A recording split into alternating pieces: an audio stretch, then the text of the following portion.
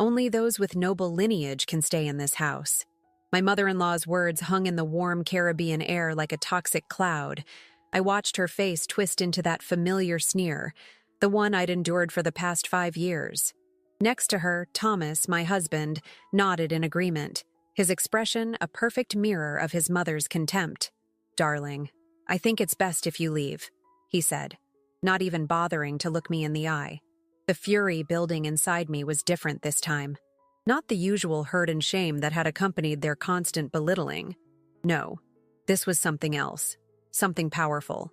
I felt my lips curve into a smile as I turned to the security guard standing discreetly by the door. "Would you please escort them off my resort property?" The look of shock on their faces was priceless. Thomas's jaw dropped, and his mother's perfectly Botoxed forehead actually managed to wrinkle. I watched as their eyes darted to the elegant brass plaque behind me, the one bearing my family name, the same name that adorned every building in this luxury resort complex. This can't be possible," my mother-in-law stammered, her perfectly manicured hand clutching her pearl necklace. "You're just a small-town girl from Minnesota. Your father was a carpenter." "A carpenter who invested wisely and built an empire," I corrected her, my voice steady and clear. "Did you never wonder why I insisted on having the wedding here? I wanted to give you the benefit of the doubt, to see if you could accept me for who I am, not what I own." The security guard stepped forward, professional and polite. Thomas reached for my arm, but I stepped back, removing my wedding ring in one fluid motion. "As for the grand wedding you've been planning for your son and his new girlfriend," I said, noting their guilty expressions, "I have something special in mind for that too." Looking back, I should have seen the signs, the secret phone calls, the late nights at the office, the subtle changes in Thomas's behavior. But I had been too busy running my family's business empire in secret, hoping that one day my husband's family would see past their prejudices and accept me for who I was. That day, standing in the lobby of my flagship resort, I finally understood that some people would never change. The real question was, why had I spent so long trying to change myself to please them? As they were escorted out, my phone buzzed with a message from my assistant. Everything was in place for what would come next. Thomas and his mother had no idea what they had just set in motion. Their perfect world of social climbing and false pretenses was about to come crashing down, and I would be there to watch every moment of it. But first, I had a resort to run and a truth to reveal, one that would shake the foundations of their carefully constructed social hierarchy. The carpenter's daughter they had looked down upon for so long was about to teach them a lesson in true class and dignity. What they didn't know was that this was just the beginning. The wedding they were planning behind my back would indeed take place, just not in the way they expected. I had something much more interesting in store for their perfect day. I stood at the window of my penthouse office, watching as Thomas and his mother were escorted to their waiting car. 5 years of pretending to be less than I was, all because I believed that love meant accepting people as they were. What a fool I'd been. My father's words echoed in my mind. "Never let anyone make you feel small, Sophie. We build things. Not just resorts, but futures." He'd started with a small carpentry business and transformed it into a hospitality empire through sheer determination and brilliant business acumen. When he passed away 3 years ago, I inherited not just his legacy, but his vision. The day I met Thomas at a charity gala, I thought I'd found someone who saw me for who I was. He was charming, seemingly kind, and appeared genuinely interested in my thoughts and dreams. I didn't tell him about my family's business. I wanted to be loved for myself, not my bank account. What an ironic twist that turned out to be. "Ms. Reynolds?" My assistant Sarah appeared at the door. "I have those files you requested." I turned from the window, composing myself. "Show me." She laid out several folders on my desk. Inside were photographs, email transcripts, and bank statements, all meticulously documenting Thomas's betrayal. The affair with Jessica, his mother's preferred choice for a daughter-in-law, had been going on for 8 months. The wedding they were planning behind my back was scheduled for next spring, at this very resort. "They've already put down deposits under different names," Sarah explained, pointing to a series of transactions. Mrs. Lancaster has been working with her personal wedding planner for weeks. I couldn't help but laugh at the audacity. My mother-in-law had always been clever, but this time her scheming would be her undoing. Have you contacted our lawyers? Yes. Given the prenuptial agreement's infidelity clause, everything is in our favor. But, Sarah hesitated. But what? They're planning to contest your ownership of the resort chain. Mrs. Lancaster has been gathering what she claims is evidence that your father's initial investment came from questionable sources. My blood ran cold. Of course, that explained the recent break-in at our old family home and the mysterious questions about my father's early business partners. They weren't just planning to leave me. They were trying to destroy everything my father had built. I walked to the small safe hidden behind a painting in my office. Inside was a worn leather journal. My father's detailed account of every deal, every investment, every step of building his empire.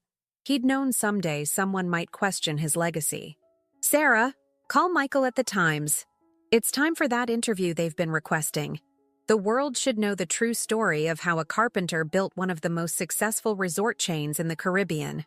I paused, a plan forming in my mind. And find out everything you can about Jessica's family. Something tells me Thomas and his mother aren't the only ones with secrets to hide. As Sarah left, I opened my father's journal, running my fingers over his familiar handwriting. I'd kept silent about my true identity for so long, believing it was the right thing to do. Now I realized that my silence had only enabled their prejudice and cruelty. My phone buzzed. A message from Thomas. We need to talk. This isn't what you think. Oh, but it was exactly what I thought. And while he and his mother plotted their next move, probably huddled in their overpriced beachfront villa, they had no idea what I had discovered in their own carefully hidden past. The sun was setting over the Caribbean, painting the sky in brilliant shades of orange and pink. Somewhere in one of our other resorts, a USB drive contained information that would make today's revelation look like a minor scandal. Thomas's family had spent generations building their reputation as old money nobility. I smiled, thinking of the document I'd found in my father's old files. It was time to show them what real power looked like, not the kind bought with stolen money and fake titles, but the kind built with honest work and integrity. But first, I had a wedding to plan. Not mine, not anymore, but it would certainly be an event no one would ever forget. The morning after Thomas and his mother's humiliating exit, I sat in my home office reviewing the files Sarah had compiled. Each page revealed another layer of deception that made my stomach turn. The Lancaster family's carefully constructed facade was beginning to crack, and what lay beneath was uglier than I'd imagined. Your father's old partner is on line 1, Sarah announced through the intercom. Mr. Davidson says it's urgent. James Davidson. I hadn't heard that name in years. He'd been my father's best friend during the early days, before a falling out drove them apart. I picked up the phone, my heart racing. Sophie. His gruff voice brought back memories of summer barbecues and business meetings around our old kitchen table. I heard about what happened at the resort. It's time you knew the truth about Thomas's family. For the next hour, I listened as James unraveled a story that left me breathless. The Lancasters' noble lineage was built on a lie, one that started 3 generations ago with Thomas's grandfather. They weren't old money at all. They were con artists who had perfected the art of marrying into wealthy families and slowly siphoning away their fortunes. Your father figured it out, James explained. That's why I left. He wanted to expose them, but I was scared. They had connections, Sophie. Dangerous ones. I thought about the USB drive hidden in my father's old briefcase. Did they have anything to do with Dad's accident? The silence on the other end of the line was deafening. I can't prove it, James finally said. But your father was getting close to exposing their whole operation. The brake failure in his car. It was too convenient. My hands shook as I opened my laptop and pulled up the file I'd found in my father's encrypted drive. It contained detailed records of the Lancaster family's activities over the past 50 years, a paper trail of broken marriages, emptied bank accounts, and ruined lives. Why didn't you tell me this when I married Thomas? I asked, trying to keep the anger from my voice. Your father made me promise to let you live your life. He thought Thomas might be different. James sighed heavily. I'm sorry, Sophie. I should have warned you. After hanging up, I called Sarah into my office. I need you to contact every bride who's booked our resorts for the next year. Offer them a significant upgrade, but move them all to our other properties. Keep the main resort empty for next spring. For the wedding? Sarah asked, raising an eyebrow. Yes, but not just that. I want to give the Lancasters exactly what they want. A grand stage for their perfect society wedding. And then, I smiled, thinking of the documents in my possession. I want to give them what they deserve. Later that afternoon, I received an unexpected visitor. Jessica's younger sister, Rachel, stood in my office, looking nervous but determined. I know what my sister and Thomas are doing, she blurted out. And I know what happened to the Morrison family last year and the Blackwoods before that. It's their pattern. Find someone wealthy, marry them, destroy them. I can't let them do it again. I studied her carefully. Why are you telling me this? Because you're different. You're the first one who's fought back. She pulled out a phone, hands trembling. I have recordings. Conversations between Thomas and Jessica. They're planning something worse than just leaving you. They want everything. The resorts, your reputation, all of it. As I listened to the recordings, a chill ran down my spine. Thomas's voice was cold, calculating. Nothing like the man I thought I'd married. They weren't just planning to divorce me. They were going to frame me for financial fraud, using doctored documents to make it look like I'd been embezzling from my own company. Thank you, Rachel, I said, after the last recording ended. This changes everything. That evening, as I watched the sunset from my office, I received another message from Thomas. Let's handle this like adults. Dinner tomorrow? Just you and me. I typed back a simple response. The Blue Room, 8 p.m. What Thomas didn't know was that the Blue Room, our most exclusive restaurant, had been my father's favorite place to close deals and to expose frauds. Every table was equipped with hidden recording equipment, originally installed to protect our high-profile guests from corporate espionage. Tomorrow night, Thomas would try to manipulate me one last time, but this time, I would be ready. This time, I would be the one in control. As I prepared for bed that night, I received one final message, this one from an unknown number. Be careful. They've done this before, and their last victim didn't survive to tell the tale. I stared at the message, my blood running cold. Suddenly, this wasn't just about saving my family's legacy. It was about survival. The Blue Room was quiet that evening, exactly as I'd arranged it. I'd cleared the restaurant of other guests, leaving only the essential staff, each one personally vetted and loyal to my family for years. Thomas arrived precisely at 8, wearing the navy suit I'd given him for our last anniversary. The irony wasn't lost on me. Sophie, he smiled that charming smile that had once made my heart flutter. Now it just made my skin crawl. You look lovely. I'd chosen my outfit carefully. A simple black dress that had belonged to my mother. It seemed fitting to wear something that represented genuine family history while facing a man whose entire life was built on lies. Let's skip the pleasantries, Thomas, I said, taking my seat. We both know why we're here. He ordered an expensive wine, my wine, from my cellar, and leaned back in his chair. This whole situation has gotten out of hand. You've always been emotional, darling, but this dramatic display of yours is beneath you. I thought of Rachel's recordings, of James's warnings, of my father's suspicious accident. My hand tightened around my water glass, but my voice remained steady. Tell me about the Morrison family. The slight twitch in his left eye was the only indication that I'd caught him off guard. I don't know what you're talking about. Elizabeth Morrison, age 32, inherited a chain of luxury hotels from her father, married a charming man named James Lancaster, your uncle. Within a year, she lost everything. They found her car at the bottom of a cliff 3 months later. Ancient family history, he waved dismissively, but I noticed his knuckles whitening around his wine glass. And completely irrelevant to us. Then let's talk about something more recent. Like the prenup your mother's lawyers are trying to invalidate, or the documents you've been fabricating to frame me for embezzlement. This time he couldn't hide his shock. Our eyes met across the table, and for the first time I saw the real Thomas. Cold, calculating, and suddenly very dangerous.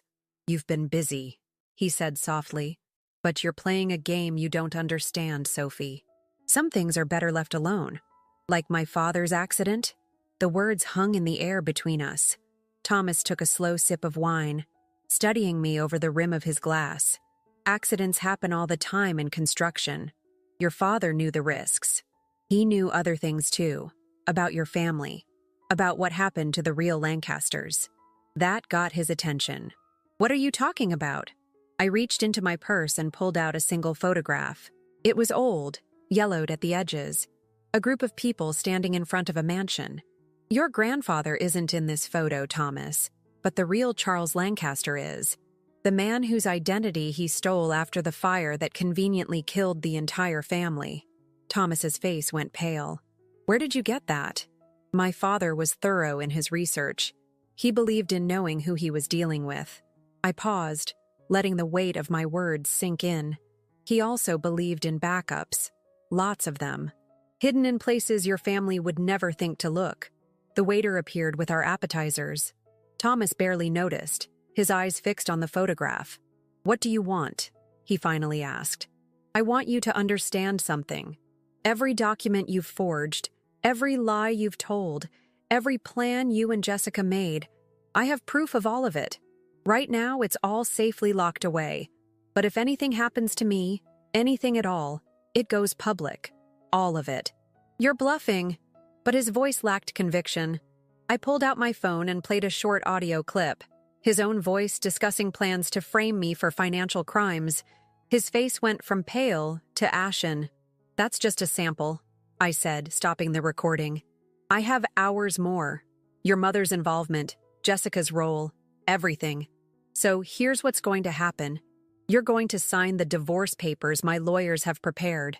You're going to take your mother and Jessica and leave. Not just the resort, the country. Or what? Or I finish what my father started. Every scam, every stolen identity, every suspicious death, all of it comes to light. How long do you think your noble family would last once the truth gets out?" The look he gave me was pure hatred. "You don't know what you're doing. There are people involved in this who won't hesitate to what? Stage another accident?" I smiled coldly. "Do you really think I haven't taken precautions?" Just then, my phone buzzed with a message from Sarah. "They're in position. Everything is ready." I stood up, smoothing my dress. "One more thing. Look out the window." Thomas turned. In the parking lot below, police cars were pulling up silently, their lights off. As we watched, officers began taking up positions around the building. "Insurance," I explained. "Plus, they're very interested in some evidence that's recently come to light about Elizabeth Morrison's death. Your uncle may have gotten away with it then, but forensic science has come a long way." "You bitch," he whispered. "No, Thomas. I'm a businesswoman. You just never bothered to notice." I headed for the door, then paused. "Oh, and the wedding you and Jessica were planning? Don't worry, the venue is still yours. In fact, I insist. I have something very special planned for the occasion." As I walked out of the blue room, I heard him call my name. I didn't turn around. Let him wonder what I had planned. Let him worry about what else I might know.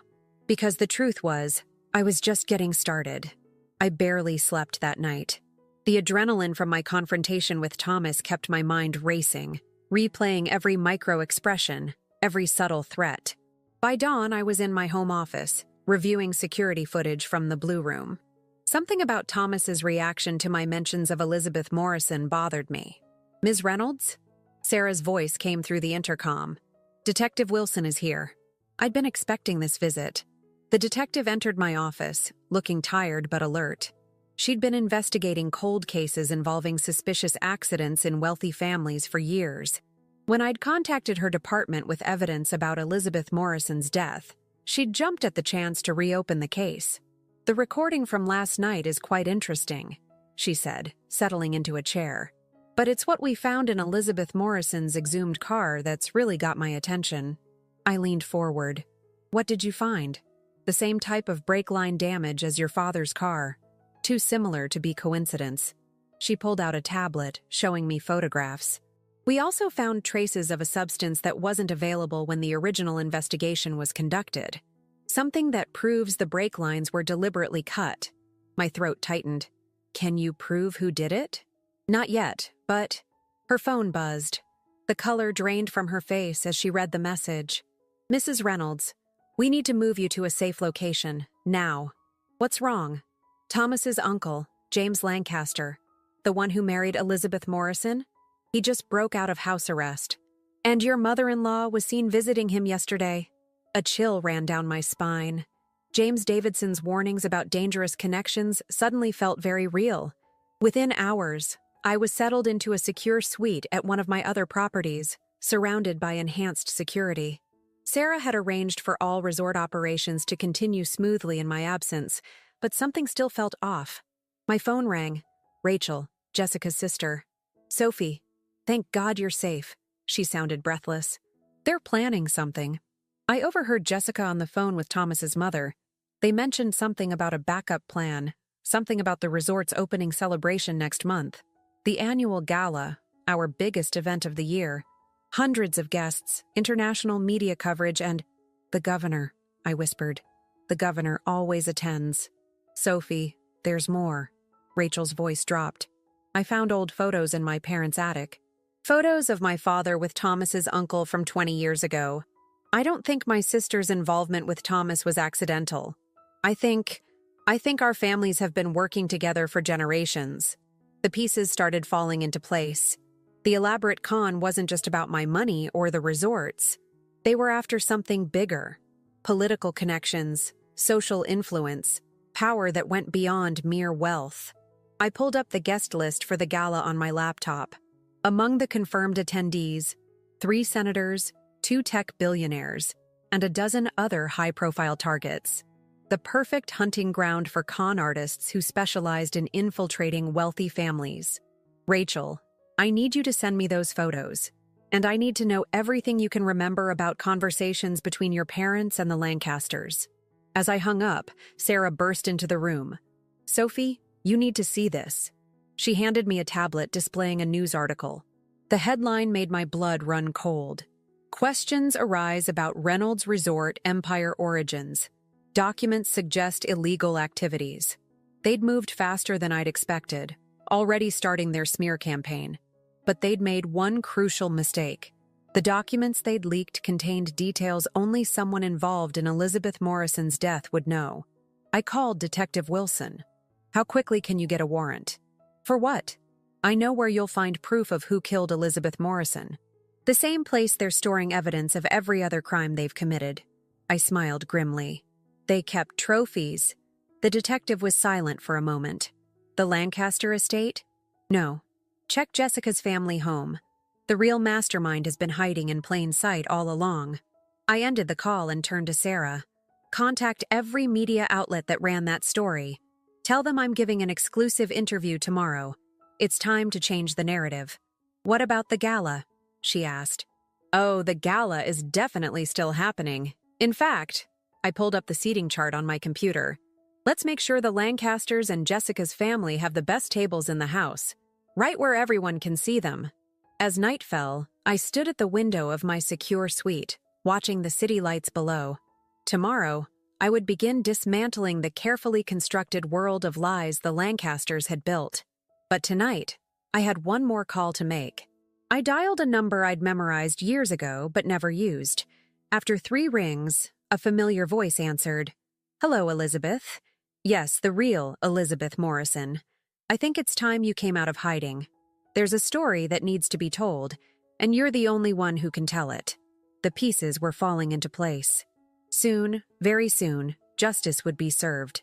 Not just for me, but for every person the Lancasters had ever hurt. But first, I had a gala to plan. And this time, I would make sure it was an event no one would ever forget. The morning of the interview, I sat in my private office reviewing the documents Elizabeth Morrison had sent overnight. After faking her death and escaping her abusive marriage to Thomas's uncle, she'd spent years gathering evidence against the Lancaster family. Now, that evidence would help expose decades of carefully orchestrated cons. 5 minutes until we go live, the producer announced, adjusting my microphone. I'd chosen to do the interview from my father's old office, now mine. Behind me, the wall displayed photos chronicling our family's genuine rise from a small carpentry business to a luxury resort empire. Let them see the truth of hard work and honest success. And we're live in 3, 2, 1. Mrs. Reynolds, thank you for speaking with us today, the interviewer began. Recent allegations have surfaced about the origins of your family's resort empire. How do you respond? I smiled, calm and collected. I'm glad you asked. Today, I'm not just defending my family's legacy. I'm exposing a decades-long conspiracy that has victimized numerous wealthy families across the country. For the next hour, I laid out the evidence. The real Lancaster family's mysterious death in a house fire. Thomas's grandfather assuming Charles Lancaster's identity. The string of marriages that ended in suspicious accidents or financial ruin. As I spoke, Sarah coordinated with news outlets, releasing documented proof of each claim. Then came the bombshell. I'd like to introduce someone, I said, gesturing off camera. Elizabeth Morrison walked into frame, very much alive and carrying a thick folder. Hello, Catherine, she said, addressing Thomas's mother directly through the camera. Did you really think I wouldn't keep proof of what your brother did to me? The interviewer was momentarily speechless. This wasn't part of the planned questions, but sometimes the best moments are unscripted. Elizabeth's voice was steady as she described how she'd discovered her husband's true nature, his connection to the fake Lancaster family, and how she'd escaped before they could silence her permanently. She'd spent years in hiding, watching as they attempted the same scheme with other families. But Sophie was different, Elizabeth said, smiling at me. She saw through them because she knows what real success looks like. It looks like her father's hands, calloused from actual work. It looks like genuine investment in people and places, not just social climbing and schemes. My phone buzzed quietly. A message from Detective Wilson. Warrant executed. You were right about Jessica's family home. Evidence vault found. Multiple arrests in progress. I kept my expression neutral as Elizabeth continued speaking, but inside I felt a weight lifting. Years of crimes were finally coming to light. After the interview, Sarah rushed in with updates. The story was exploding across social media. Thomas's mother had been arrested trying to board a private plane. Jessica's parents were in custody, but Thomas and Jessica themselves were still at large. And the gala? I asked. Everything's prepared exactly as you specified, Sarah confirmed, including the special seating arrangements and the other preparations. I nodded, thinking of the elaborate trap we'd set. The gala would proceed as planned, but with a few crucial modifications. Thomas and Jessica wouldn't be able to resist one last attempt at salvaging their plans, and when they did, they'd walk right into our waiting arms. Elizabeth joined me at the window, watching the sun set over the resort grounds. Your father would be proud, she said softly. He tried to expose them, you know. That's what got him killed. I know, I replied, thinking of the evidence Detective Wilson had found. But he also taught me something important, how to play the long game. The Lancasters thought they were patient, waiting months or years to execute their cons. I waited 5 years, learning everything about them, gathering evidence, building a network of allies. And now? Now we wait for the gala. Thomas and Jessica don't know it yet, but they've already RSVP'd to their own downfall. My phone buzzed again, Rachel with another update. They took the bait. Just overheard Jessica telling her friend she plans to make a dramatic entrance at the gala. Says she has something that will destroy you once and for all. I smiled, thinking of the surprises we had in store. Perfect. That evening, as I reviewed the final gala preparations, a thought struck me. The Lancasters had spent generations perfecting the art of destroying families through marriage. How fitting that their downfall would come at what they thought would be their greatest triumph. Another wealthy family's celebration. But first, there was one more piece to put in place. I picked up my phone and dialed a number. Governor? Yes. I need to modify your security arrangements for the gala. There's something you need to know about some of your other guests. The trap was set. Now all we had to do was wait for our guests of honor to arrive. The grand ballroom of my flagship resort sparkled with thousands of tiny lights. each one carefully placed to create an atmosphere of ethereal elegance. I stood at the top of the marble staircase, watching the guests arrive in their finest evening wear. Every detail was perfect, from the champagne being served in vintage crystal to the string quartet playing softly in the corner. "Security teams are in position," Sarah murmured, appearing at my elbow. "The governor's people are coordinating with Detective Wilson. No sign of Thomas or Jessica yet." I nodded, smoothing down my dress, a deep blue creation that reminded me of the ocean at dawn.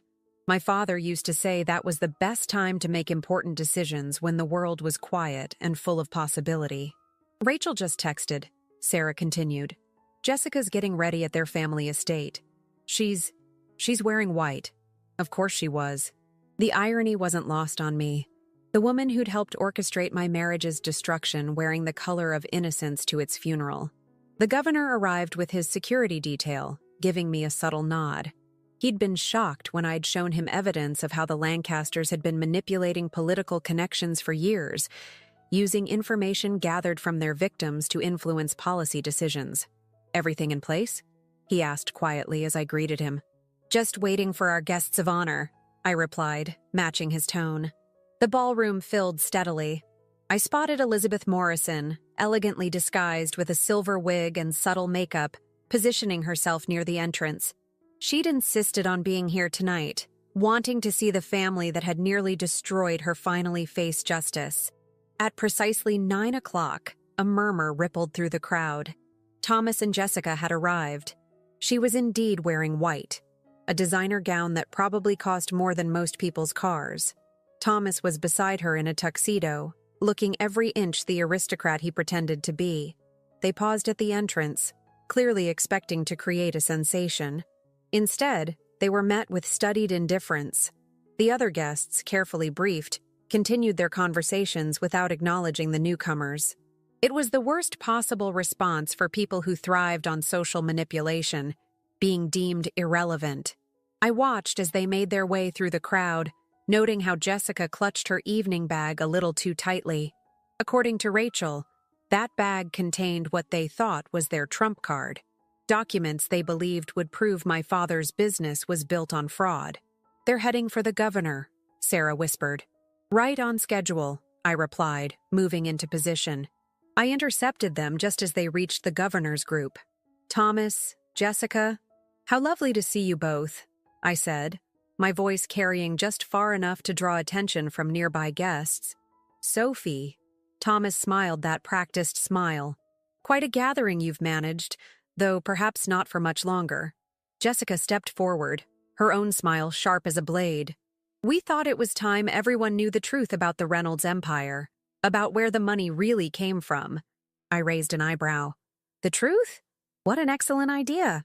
I turned to address the room, my voice clear and strong. "Ladies and gentlemen, may I have your attention, please?"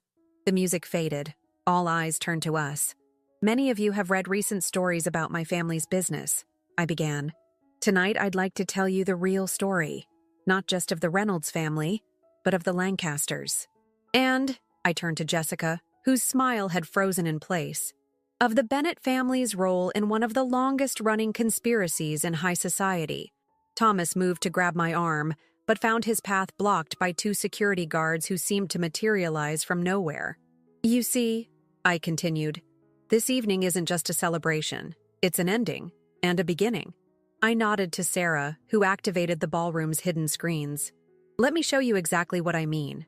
The screens came to life, displaying decades of evidence, photographs, documents, banking records. But most damning of all was the video beginning to play. Jessica's father, recorded just hours ago, confessing everything to Detective Wilson. "No," Jessica whispered, her face draining of color. "That's not... He wouldn't... Your father was very cooperative once we found the hidden room in your family estate," I said softly. "The one containing trophies from every family you've destroyed. Including my father's brake line." Thomas lunged forward, but he never reached me. The governor's security team moved with practiced efficiency, subduing him as Detective Wilson stepped out of the crowd, badge in hand. "Thomas Lancaster, or should I say Thomas Whitmore, you're under arrest for conspiracy to commit fraud, accessory to murder, and a rather impressive list of other charges we'll discuss at the station. As they led Thomas and Jessica away, I felt no triumph, no joy, only a deep sense of justice finally being served. The guests burst into concerned murmurs and exclamations, but I barely heard them. My eyes were fixed on the old photograph of my father now displayed on the screens, his kind face smiling down at the empire he'd built with honest work and real vision. But the night wasn't over yet. In fact, it was about to take an even more unexpected turn, one that would challenge everything I thought I knew about my own family's history. As the police led Thomas and Jessica away, Elizabeth Morrison approached me, holding a worn leather portfolio I'd never seen before. Her hands trembled slightly as she held it out. "Your father gave this to me for safekeeping," she said quietly. "He made me promise to give it to you only after the Lancasters were exposed. There's something you need to know about your mother." My mother. She'd died when I was too young to remember her, or so I'd always been told. My father rarely spoke of her, and the few photos I had showed a beautiful woman with kind eyes and a gentle smile. "What about my mother?" Elizabeth glanced around at the still buzzing crowd of gala attendees. "Not here. Come with me." We slipped away to my private office, where Sarah was waiting with Detective Wilson. The detective's face was grave as she set a laptop on my desk. "We found something else in the Bennett house," she said. "Something about your mother's accident." My hands shook as I opened the portfolio Elizabeth had given me. Inside were letters, dozens of them, all written in my mother's elegant handwriting. They were dated after her supposed death. "She's alive?" I whispered, hardly daring to believe it. "She was working with your father to expose the Lancasters," Elizabeth explained. "She discovered their connection to several suspicious deaths in prominent families, but when they realized she was investigating them, they threatened her," Detective Wilson continued. "Said they'd kill you and your father if she didn't disappear. So she did. Staged her own accident and went into hiding to protect you both." I sank into my chair, letters scattered across my desk. "All these years? Dad knew? He had to maintain the deception to keep you both safe," Elizabeth said gently. "But he never stopped working to bring down the people who took her from you. That's why they killed him when he got too close." Sarah stepped forward, tablet in hand. "There's more. The evidence we found tonight. It goes beyond the Lancasters and the Bennetts. There's a whole network of families involved in similar schemes across the country. Your mother, she's been helping other victims escape, building cases against these people all this time." My mind raced, remembering subtle details from my childhood, mysterious phone calls my father would take in his study, unexpected trips that he never quite explained, the way he taught me to always have a backup plan. "Where is she now?" I asked, my voice barely steady. Detective Wilson typed something on her laptop, then turned it toward me.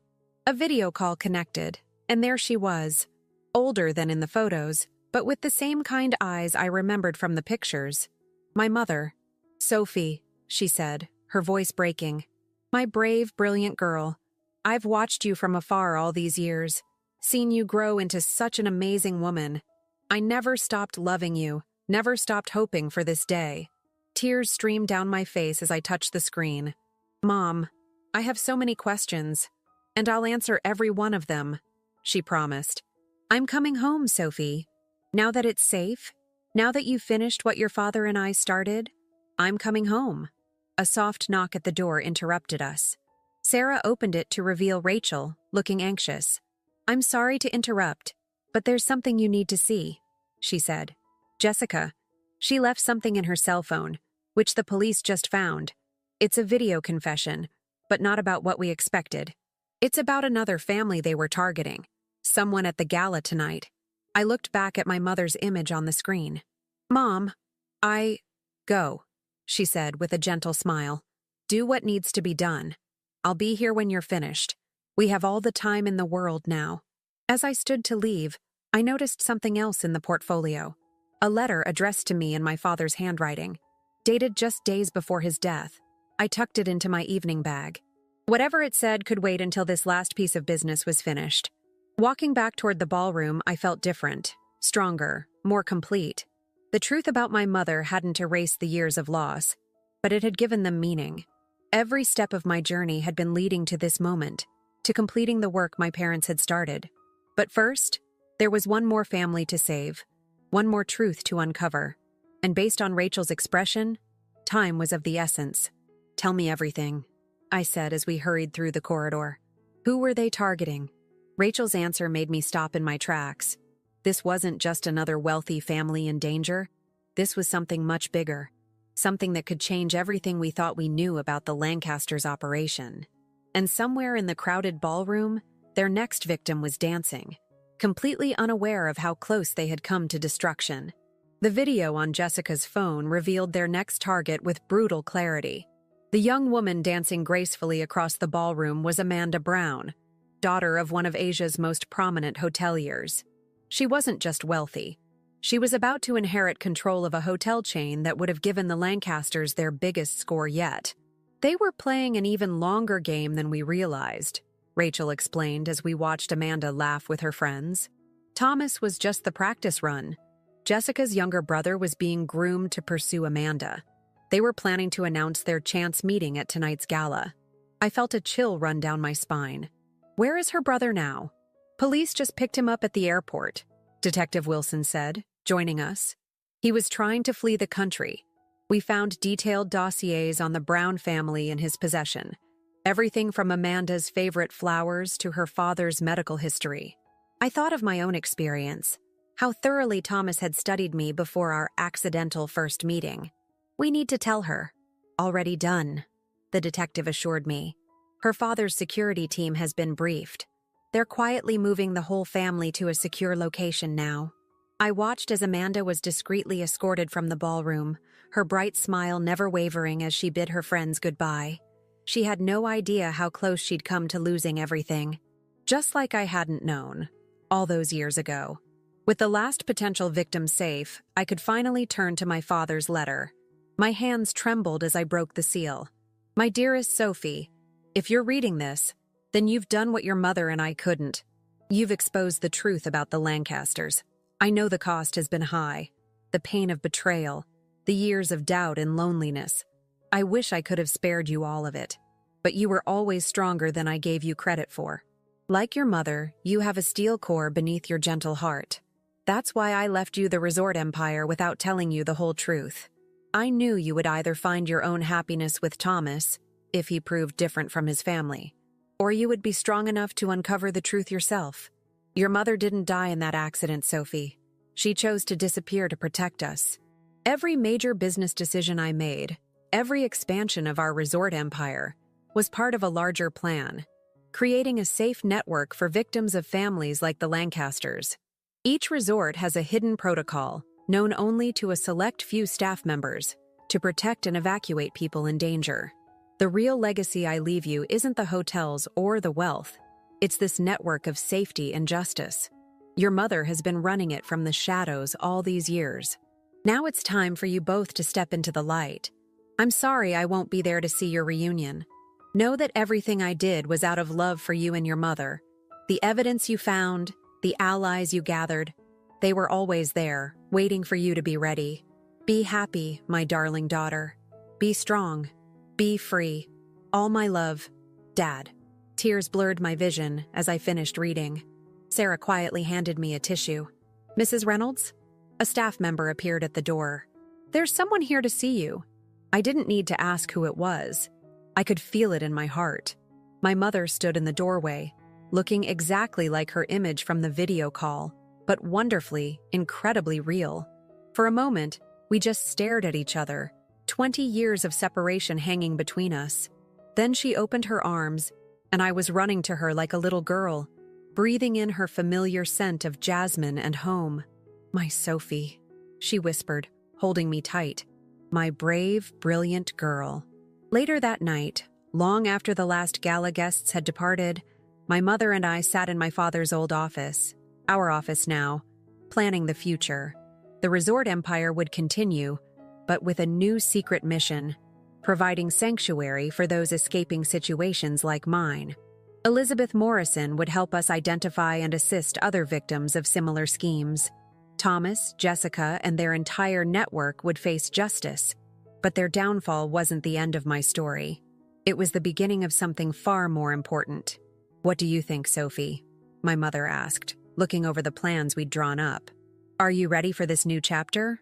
I looked around the office, at the photo of my father on the wall, at the resort lights twinkling below, at the strong, amazing woman beside me who had sacrificed everything to protect me.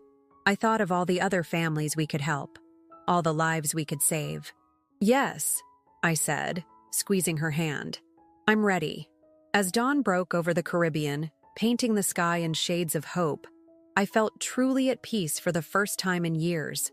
The carpenter's daughter had not only protected her father's legacy, she had transformed it into something greater than anyone could have imagined.